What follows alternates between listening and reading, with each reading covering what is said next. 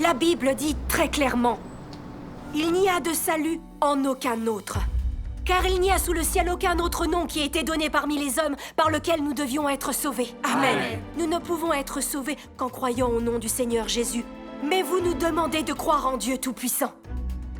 Mes frères et sœurs, cela fait des années que vous croyez au Seigneur et vous êtes des collaborateurs importants dans l'Église. Faites preuve de discernement. Oui. Vous ne pouvez pas croire ce qu'ils vous disent. Oui. Mes frères et sœurs, notre Sauveur est le Seigneur Jésus. Le seul chemin vers la vie éternelle consiste à se fier au nom du Fils unique de Dieu. C'est la base de notre croyance. On ne nous l'enlèvera pas. Mes frères et sœurs, si Sœur Wang nous a tous réunis aujourd'hui, c'est par égard pour vos vies. Vous devez faire preuve d'un peu de discernement. Mes frères et sœurs, vous devez garder le nom du Seigneur en tout temps. Oui. Si Sœur Wang dit ça, c'est sûrement pour une bonne raison. Oui, c'est vrai, oui. Oui, on devrait l'écouter. Oui, écoutons-la. C'est vrai. Écoutons encore un peu, on y verra plus clair. Sœur Wang, vous avez raison.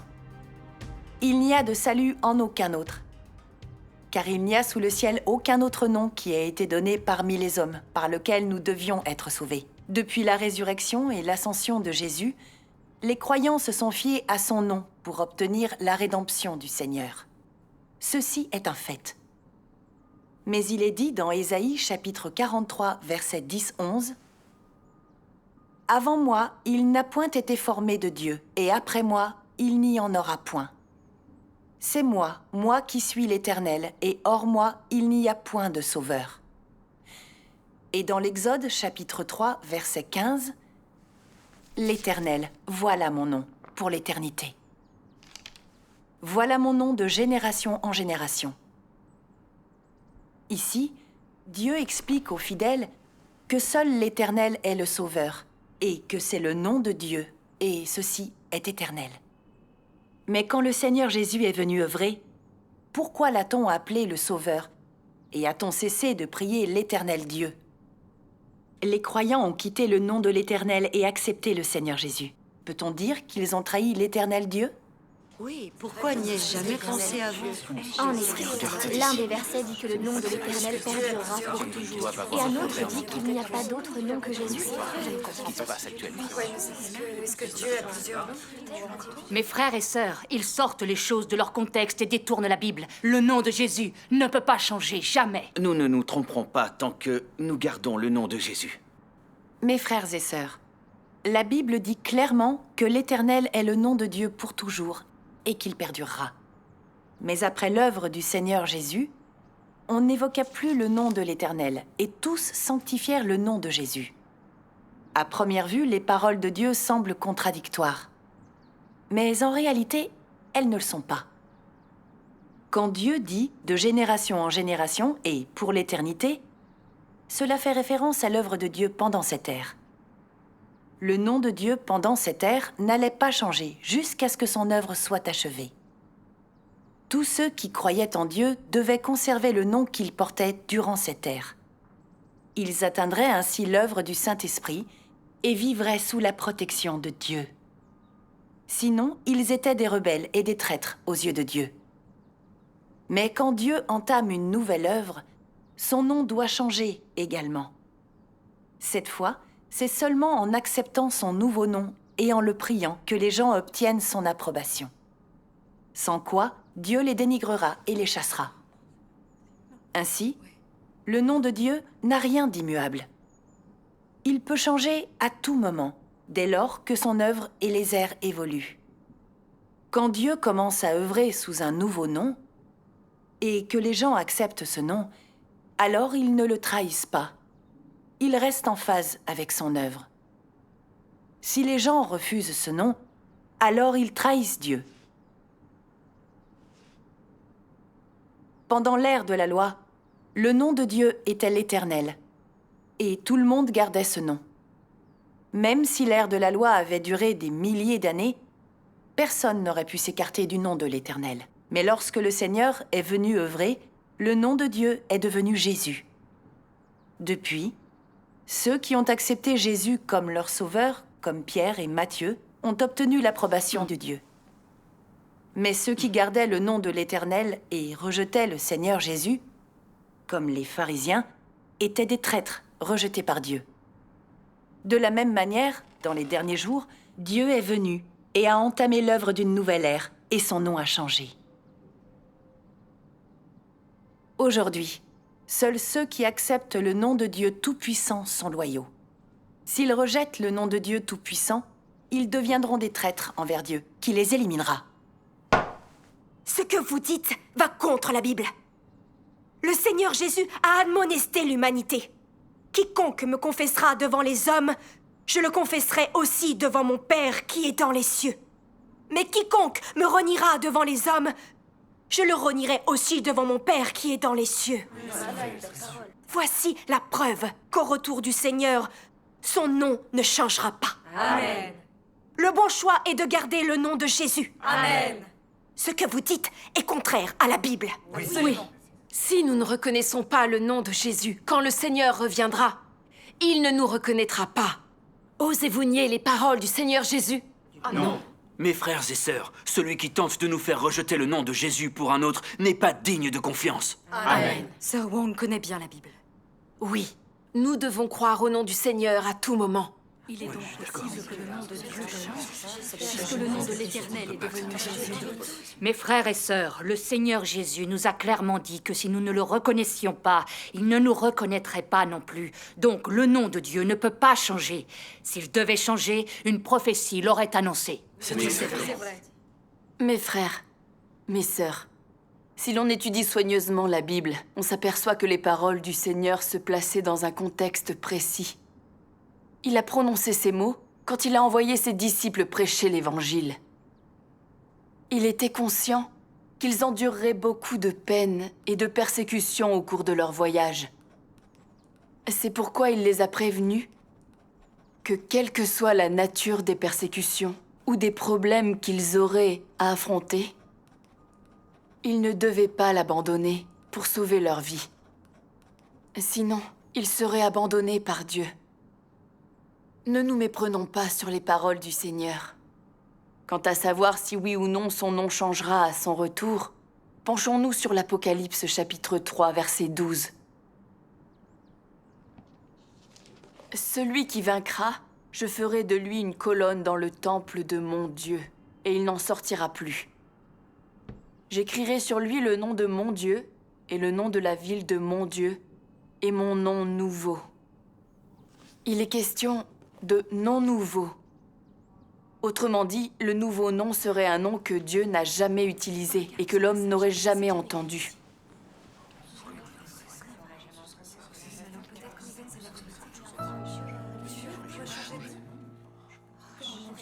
J'ai lu la Bible tellement de fois. Comment ai-je pu négliger ce passage? Les Écritures le disent clairement. Il n'y a sous le ciel aucun autre nom qui ait été donné parmi les hommes. Alors comment cette prophétie d'un nouveau nom est-elle possible? Il semble que je les ai sous-estimés. Aujourd'hui, je dois témoigner pour le Seigneur. Je ne vais pas m'avouer vaincu. C'est vrai, puisque c'est un nouveau nom, ce n'est pas Jésus. Maman, c'est un nouveau nom, donc on ne doit plus l'appeler Seigneur Jésus. Oui. Ne confondez pas tout. Il s'agit du Seigneur Jésus. Les Écritures disent, c'est pourquoi aussi Dieu l'a souverainement élevé. Et il lui a donné le nom qui est au-dessus de tout nom. Afin qu'au nom de Jésus, tout genou fléchisse dans les cieux, sur la terre et sous la terre, et que toute langue confesse que Jésus-Christ est Seigneur, à la gloire de Dieu le Père. Amen. Jésus-Christ est le nom du Seigneur Dieu. Il est supérieur à tous les autres noms. Et il témoigne de la gloire de Dieu. Et notre salut repose également sur ce nom. Ce nom que Dieu nous a donné pour célébrer la victoire. Et il ne pourra jamais changer. Amen. Rendons grâce au Seigneur. La Bible l'indique très clairement. Comment l'expliquez-vous? Mes frères et sœurs, vous n'avez pas tort. Jésus est un nom choisi par Dieu et par lequel nous serons sauvés. Mais nous savons que l'humanité invoque le nom de Jésus dans l'ère de la grâce depuis 2000 ans. Si le nom nouveau prophétisé dans l'Apocalypse est toujours Jésus, alors en quoi est-ce un nom nouveau?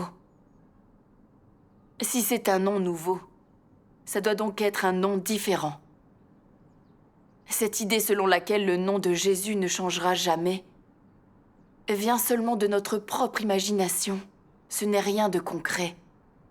Penchons-nous sur les paroles de Dieu Tout-Puissant.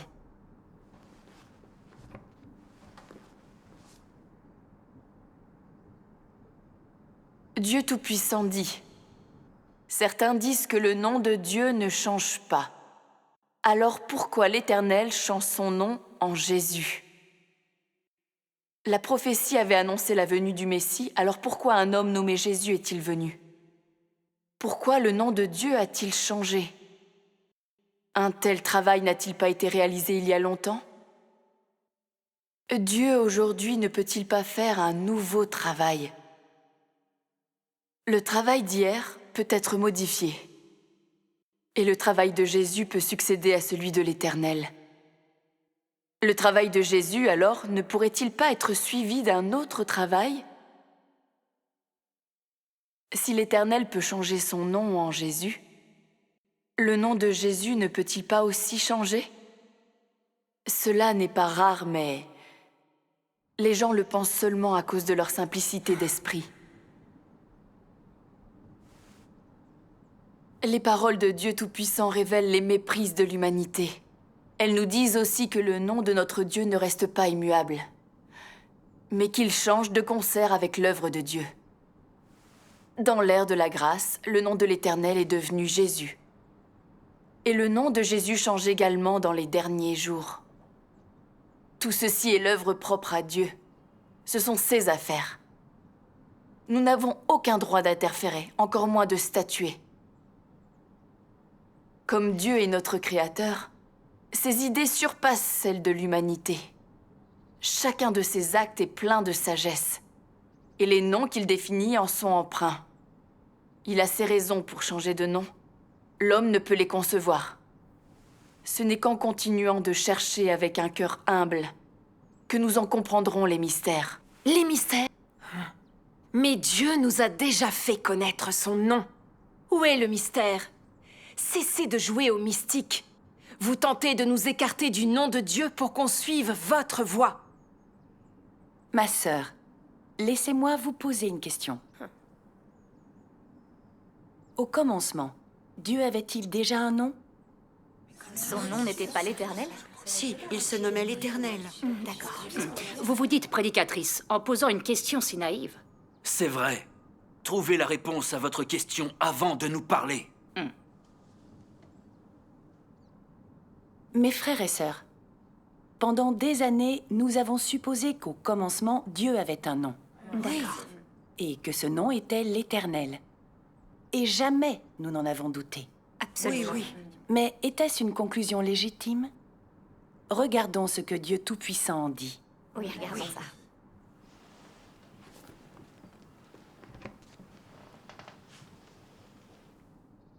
Dieu Tout-Puissant dit: Dieu n'avait pas de nom à l'origine. Il a pris un, deux ou plusieurs noms seulement, parce qu'il avait du travail à faire et qu'il devait gérer l'humanité. Quel que soit le nom qu'on utilise, ne l'a-t-il pas choisi lui-même? A-t-il besoin de toi, une créature, pour faire ce choix? Dieu choisit son nom selon ce que l'homme peut comprendre et selon le langage de l'homme. Mais l'homme ne peut pas complètement cerner ce nom. Mes frères et sœurs, avez-vous entendu? Ils disent que Dieu n'avait pas de nom. C'est faux! Dieu s'appelait l'Éternel! Est-ce que vous faites semblant de ne pas comprendre? Pourquoi en Dieu ne douter? s'appelait pas l'Éternel? Si, son nom était vraiment l'Éternel. Comment Dieu aurait-il pu ne pas avoir de nom? Le nom de Dieu était l'Éternel, il n'y a aucun doute là-dessus. Comment peut-on encore se poser? Je lis la Bible depuis des années. Et j'ai fait des recherches sur le nom de Dieu. Je n'ai jamais lu des paroles de Dieu disant « Au commencement, Dieu n'avait pas de nom ». Ce que nous savons, c'est qu'en débutant avec la Genèse, au commencement, l'Éternel était le nom de Dieu. Mais maintenant, vous dites que Dieu n'avait pas de nom. Mes frères et sœurs, notre échange a pour but de découvrir l'origine des noms de Dieu. C'est utile pour comprendre Dieu. Mes frères et sœurs, pendant des millénaires, Nous nous sommes basés sur nos conceptions humaines et avons cru que Dieu avait toujours eu un nom. Nous pensions que son nom au commencement était l'Éternel. Et maintenant, dans les derniers jours, Dieu est personnellement venu pour œuvrer et parler. Et la vérité est qu'il n'avait pas de nom au commencement. Dieu n'a porté un nom qu'au moment où il a entamé son plan de salut de l'humanité. Maintenant, consultons les Écritures. Veuillez vous référer à l'Exode chapitre 3, versets 13 à 15. Moïse dit à Dieu, « J'irai donc vers les enfants d'Israël, et je leur dirai, « Le Dieu de vos pères m'envoie vers vous. » Mais s'ils me demandent quel est son nom, que leur répondrai-je? Dieu dit encore à Moïse, « Tu parleras ainsi aux enfants d'Israël. L'Éternel, le Dieu de vos pères, le Dieu d'Abraham, le Dieu d'Isaac et le Dieu de Jacob, m'a envoyé vers vous. Voilà mon nom pour l'éternité, voilà mon nom. De génération en génération. » Je suis d'accord. C'est bien écrit. Dieu n'avait vraiment pas de nom. C'est vrai, c'est clairement dit dans les Écritures. Ça semble vrai après tout. Ce passage de la Bible confirme encore une fois qu'au commencement, Dieu n'avait pas de nom. À cette époque, il s'appelait Dieu.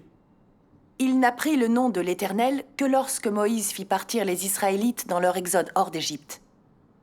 À partir de ce moment, Dieu a commencé son œuvre pendant l'ère de la loi sous le nom de l'Éternel. Autrement dit, il a commencé son plan de salut de l'humanité. Dieu... Stop! Même si Dieu n'a pris le nom de l'Éternel qu'à partir de l'exode des Israélites d'Égypte. Je voudrais savoir, il est écrit dans la Genèse chapitre 2 versets 4-5, « Voici les origines des cieux et de la terre quand ils furent créés, lorsque l'Éternel Dieu fit une terre et des cieux. » Comment est-ce que vous justifiez cette référence au nom de l'Éternel?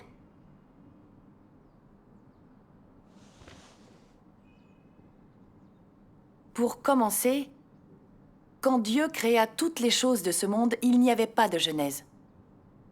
Quand le livre de la Genèse a-t-il été écrit? Je ne sais pas. Je suis sûre que tous ceux qui connaissent bien la Bible sauront que la Genèse n'a été écrite qu'après que Moïse ait fait partir les Israélites d'Égypte. Oui. À ce moment-là, il connaissait déjà le nom de Dieu. C'est pourquoi il fait référence à Dieu directement sous le nom de l'Éternel dans la Genèse. Rien de plus simple. Voilà ce qui s'est passé. Ah, je comprends mieux. Oui, le Seigneur soit loué. Oui. Merci à Dieu. Je comprends maintenant. Mes frères et sœurs, dans l'œuvre de salut de Dieu, il adopte un nouveau nom dès qu'il entame une nouvelle phase de son œuvre. Il ouvre une nouvelle ère et déploie son œuvre avec un nom nouveau. Ces noms représentent son tempérament à chaque ère. Ceci nous aide à différencier les ères et à mieux comprendre Dieu. Le nom l'Éternel représente l'ère de la loi et pas l'ère de la grâce. Jésus est le nom qui représente l'ère de la grâce, pas l'ère du règne dans les derniers jours. Aussi, pour son retour dans les derniers jours, il aura donc un nouveau nom. Les Écritures disent clairement, Jésus-Christ est le même hier, aujourd'hui et éternellement. Bien sûr. Le nom du Seigneur ne peut changer. C'est vrai. Mes frères et sœurs, ils affirment que le nom de Jésus change dans les derniers jours. C'est évidemment faux. Oui. Comment expliquez-vous ce qui est écrit dans la Bible? Le même hier, aujourd'hui et éternellement? Ce n'est pas conforme aux Écritures. Oui, c'est très clair dans la Bible. Le nom de Jésus ne changera pas. Oui, c'est ce qui est dit dans la Bible. Qu'est-ce que tu en penses? Ce que disent Sœur Yang et Sœur Feng est aussi logique. Oui. Mes frères et sœurs, la Bible dit « Jésus-Christ est le même hier, aujourd'hui et éternellement ». Et cela évoque le fait que le tempérament et l'essence de Dieu sont immuables. Cela ne veut pas dire que son nom ne changera pas. Voyons les paroles de Dieu Tout-Puissant. Référez-vous à la page 926.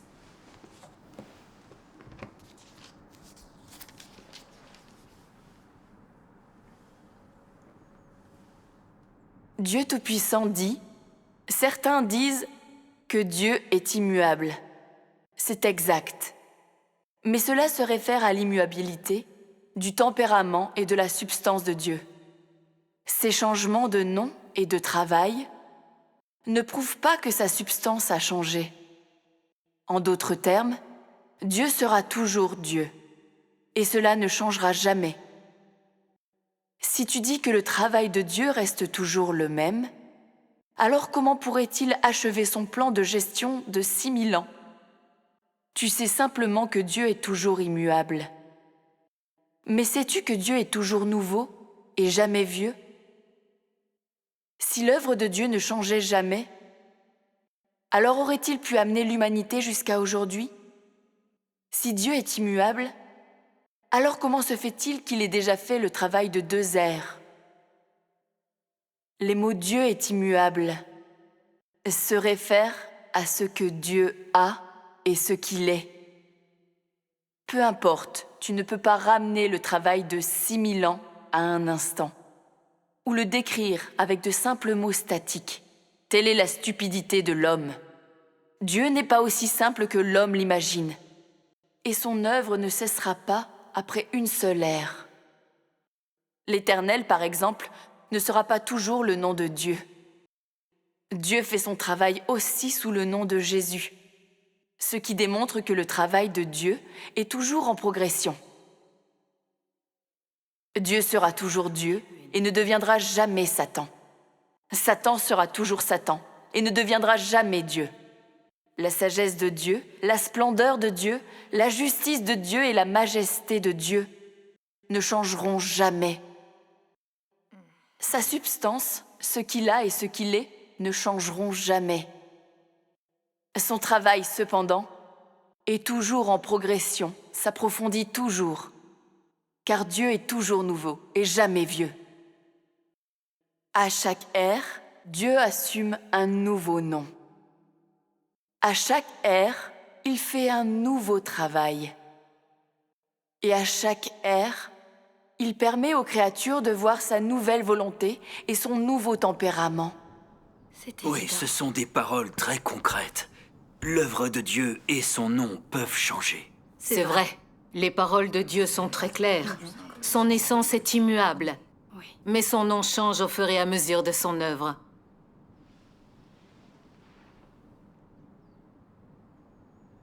Nous pouvons donc observer, d'après les paroles de Dieu Tout-Puissant, que Dieu lui-même est immuable. Ça ne fait pas référence à son nom. Bien que Dieu ait accompli des œuvres différentes et adopté des noms différents durant des ères différentes, son essence ne pourra jamais changer. Dieu restera Dieu. Alors, que son nom soit l'Éternel ou Jésus, son essence ne changera pas. C'est toujours le même Dieu à l'œuvre. Oui, c'est vrai. Oui. Cependant, à l'époque, les pharisiens juifs ne savaient pas que le nom de Dieu changeait en accord avec le changement d'air et d'œuvre. Ils croyaient que seul l'Éternel pouvait être leur Dieu et leur Sauveur. Parce qu'au cours des siècles, ils avaient maintenu que seul l'Éternel est Dieu et qu'il n'y a pas d'autre Sauveur que l'Éternel. Quand Dieu a changé son nom et est venu accomplir l'œuvre de rédemption sous le nom de Jésus, ils ont condamné le Seigneur Jésus et lui ont résisté. Pour finir, ils l'ont crucifié, commettant un crime odieux qui allait être puni par Dieu.